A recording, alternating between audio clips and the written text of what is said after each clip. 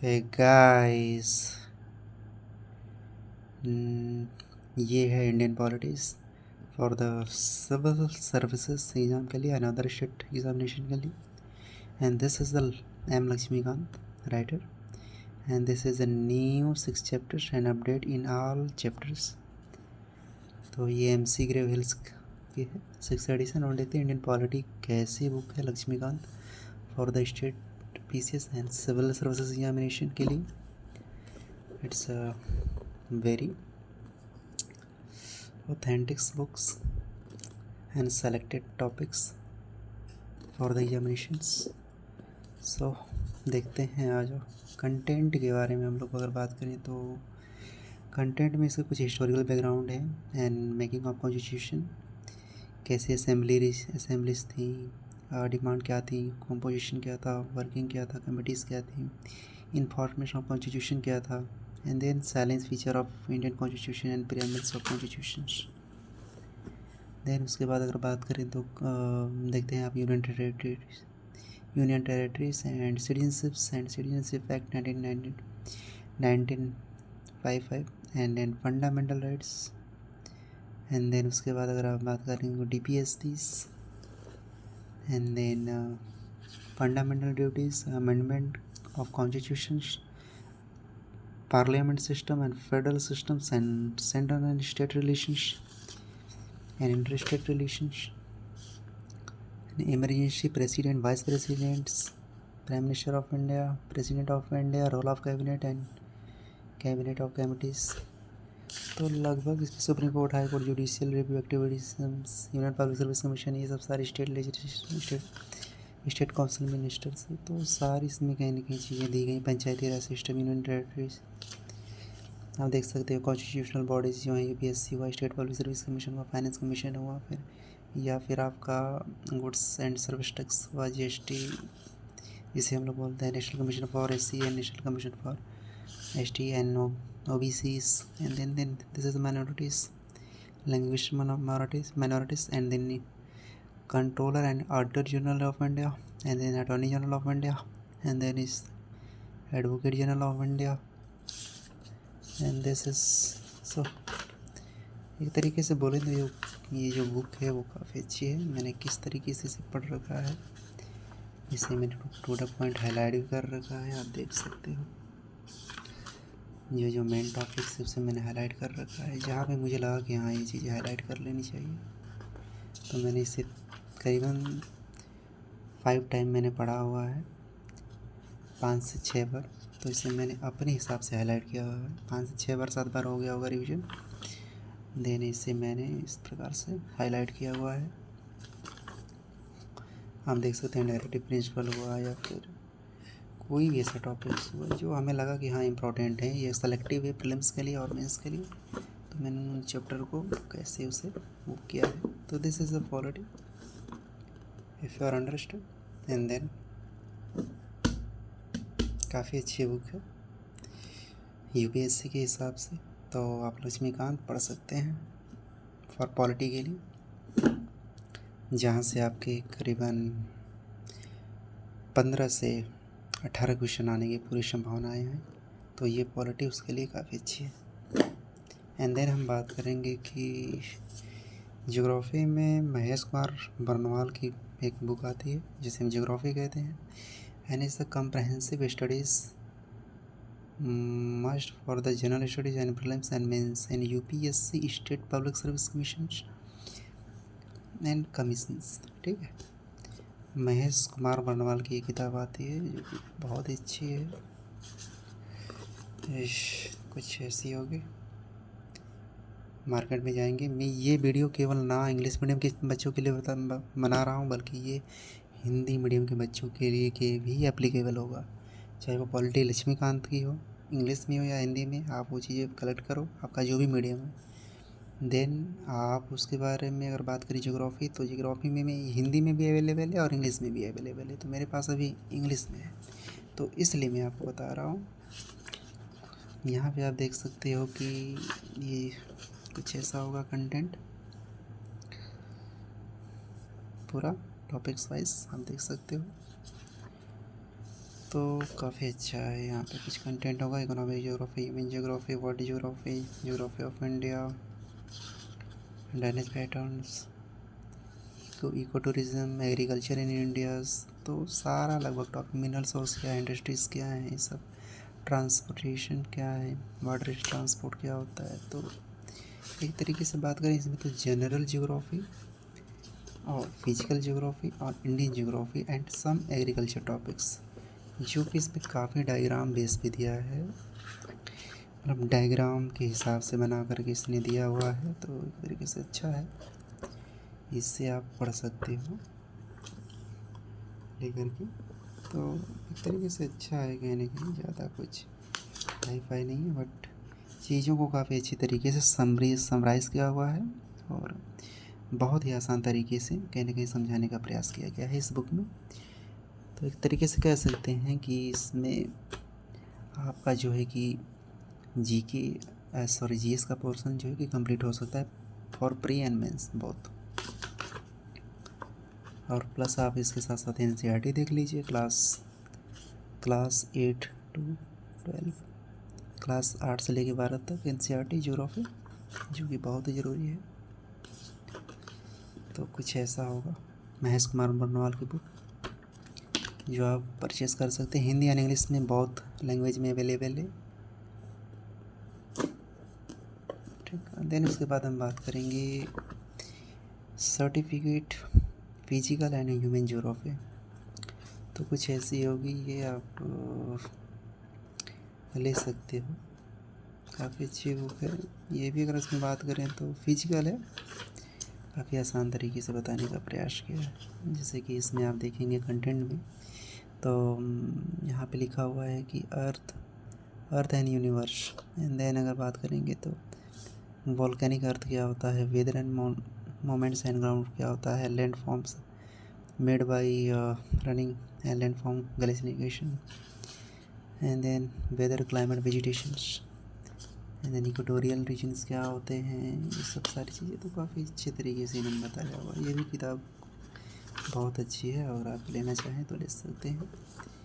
अगर इसकी हम बात करें तो ये ऑक्सफोर्ड करके आती है, कुछ ऐसा होगा देखने में। Physical and human geography, new edition है, ठीक है। तो कुछ डायग्राम ऐसा होगा, डायग्राम से काफ़ी अच्छी तरीके से बताया है, बेसिक चीज़ें हैं इसमें। जैसे यहाँ पे एरिड एंड डिजर्ट लैंडफॉर्म, तो एक तरीके से काफ़ी डिफिनेशन अच्छा दिया हुआ है इसमें। तो इसे ले करके आप पढ़ सकते हो, बहुत अच्छा है बुक, बहुत अच्छी बुक है, ठीक। इसके बाद बात करेंगे, एक और किताब आती है जिसे हम नितिन सिंघानिया के नाम से जानते हैं, आर्ट एंड कल्चर। तो आर्ट एंड कल्चर में नितिन सिंघानिया की जो किताब आती है कुछ ऐसी होगी, ये 4th एडिशन है। ये प्री एंड मेंस बोथ के लिए अच्छी है। तो प्री और मेंस में दोनों में आप ले सकते हो, दोनों के लिए एप्लीकेबल है और फॉलो कर सकते हो, कुछ ऐसी होगी। तो आर्ट एंड कल्चर के लिए काफ़ी अच्छी बुक है ये। कुछ ऐसा कंटेंट होगा इसका। कंटेंट में अगर बात करें तो देख रहे हो आप, Indian architecture and sculpture and poetry, ठीक है, एडिट्स एंड इंस्क्रिप्शंस। तो सारी चीज़ें इसमें बताया, इंडियन आर्किटेक्चर क्या है, हड़प्पन आर्ट एंड कल्चर क्या था, मॉडर्न आर्किटेक्चर क्या था, पोस्ट मॉडर्न क्या था, गुप्ता एज क्या था, और किस समय की क्या टेम्पल स्ट्रक्चर थी, हाँ द्रविड़ा या फिर साउथ या नॉर्थ में कैसे डिफरेंट है वहाँ के टेम्पल्स के आर्किटेक्चर में। तो वो सारी चीज़ें यहाँ पे आप देख पाओगे। इंडियन पेंटिंग क्या है, ठीक है, इंडियन हैंडीक्राफ्ट क्या है, UNESCO list world heritage site in India. और यहाँ पे देखोगे तो म्यूजिक है कुछ ऐसा, Indian dance forms, and then this is कुछ ऐसा होगा इसमें, Indian theatre, Indian puppetry, Indian circus. तो ये कुछ ऐसा होगा आपका आर्ट एंड कल्चर। ये हिंदी और इंग्लिश दोनों में अवेलेबल है। और मेरा ये वीडियो केवल और केवल इंग्लिश मीडियम के बच्चों के लिए नहीं है, बल्कि ये हिंदी मीडियम के बच्चों के लिए भी है। ये दोनों बच्चों के लिए है, दोनों लोगों के लिए है, जो भी सारे बच्चे यूपीएससी की तैयारी कर रहे हैं, जो भी लोग यूपीएससी की तैयारी कर रहे हैं, जो भी कैंडिडेट हैं यूपीएससी के आप में या फिर स्टेट पब्लिक सर्विस कमीशन के, किसी भी स्टेट के हों, तो आप ये बुक ले सकते हो। ये काफ़ी अच्छी बुक है, निधि सिंघानिया की आती है, इंडियन आर्ट एंड कल्चर। ठीक है, सो एंड देन बात करेंगे हम इन्वायरमेंट की। इन्वायरमेंट में आपको देखेंगे तो शंकर आईएएस आती है, बहुत ही अच्छी बुक है ये इन्वायरमेंट के लिए। कुछ ऐसी होगी,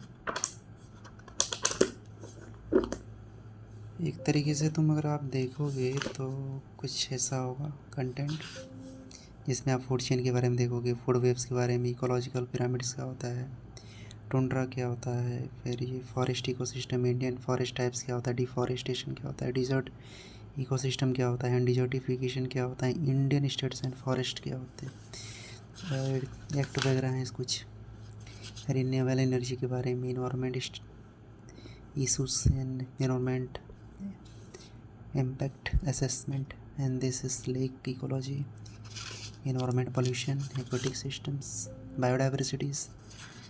तो सारे टॉपिक्स इसमें दिए हुए हैं।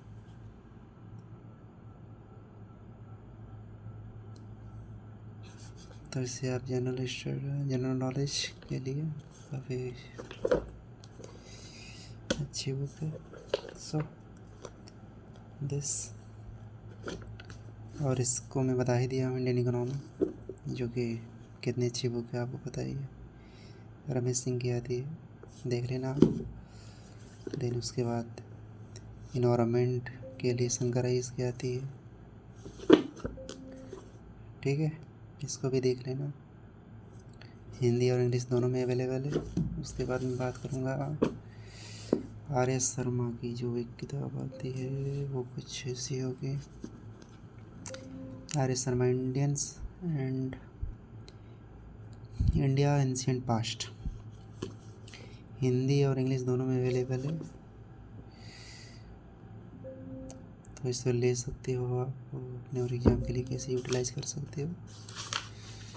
अभी तो ये काफ़ी पुराना एडिशन है, शायद 2-3 साल पुराना एडिशन है ये, तो इसको ले सकते हो, काफ़ी अच्छी तरीके से इसने समझाया हुआ है।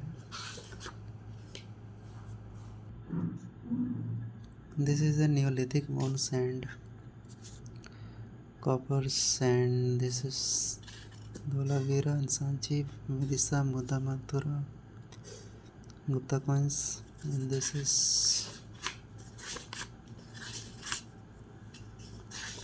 सेलेक्टेड चैप्टर है इसमें, जैसे कि Harappa culture, Aryan culture, the Rig Vedas and Vedic phase and Jainism and Buddhisms, rise of Magadha and varna system and Buddhism, Maurya and significance of rules, Maurya rules, and then उसके बाद Satavahana space and Gupta age, spread of civilisation in India, Brahmanism rules and explanation and cultural.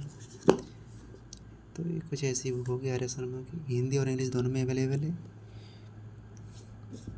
उसके बाद middle history आती है, जिसमें आप देखेंगे सतीश चंद्र की दिल्ली सल्तनत और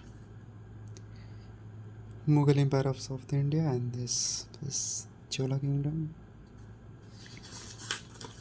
तो कुछ ऐसा होगा, Mughal empire and Deccan and south India, struggles of north India empire, तो उसको ले लेना। ये आती है सतीश चंद्रा की history and medieval India, Hindi और इंग्लिश दोनों में अवेलेबल है। उसके बाद हम बात करेंगे मॉडर्न इंडिया के लिए स्पेक्ट्रम, ये just like a so simple and very small book, spectrum modern India and brief history. तो इससे ले सकते हो central government and major approaches ये मॉडर्न इंडिया के लिए सबसे बेस्ट बुक मानी जाती है, खास करके सिविल सर्विसेज के लिए, क्योंकि ये बहुत छोटी है और कंटेंट जो है वो काफ़ी अच्छे हैं. It's like a summary, if you are read summary and then देख रहे हो यहाँ पे मैंने कैसी चीज़ों को हाईलाइट करके पढ़ा हुआ है 2-3 बार, 4 बार, 5 बार.